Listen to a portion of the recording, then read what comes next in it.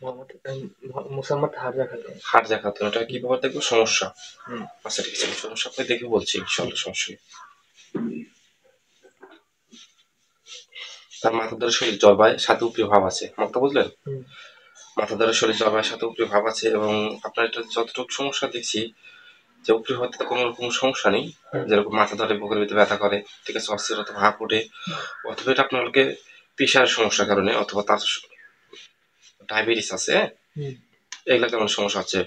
তার pressure up down করার কারণে আপনার মাথাটা প্রচুর পরিমাণ ধরে, এবং বুকের ভিতরে ব্যথা করে, এটা গ্যাসের সমস্যার কারণে, আমার কথা বুঝছেন? হুম। তাছাড়া উপরি ভাবের লাইনে ওরকম কোনো সমস্যা নেই, এটার জন্য আপনার ঘুমটা ঠিক মতো হয় না অবশ্যই দেখছি।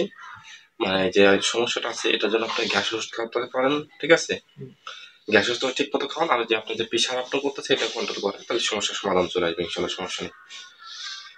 আপনার তো আগে কাজ করে দিয়েছিলেন।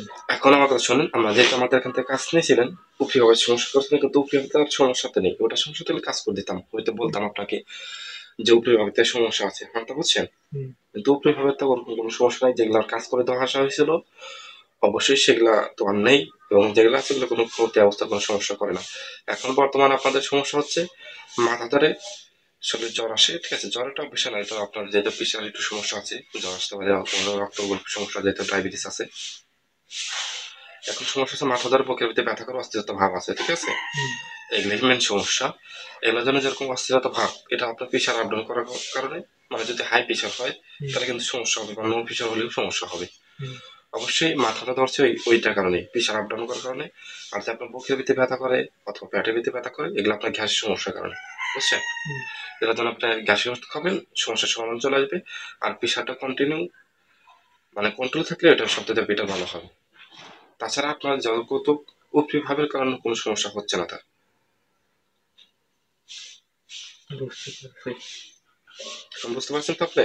হুম।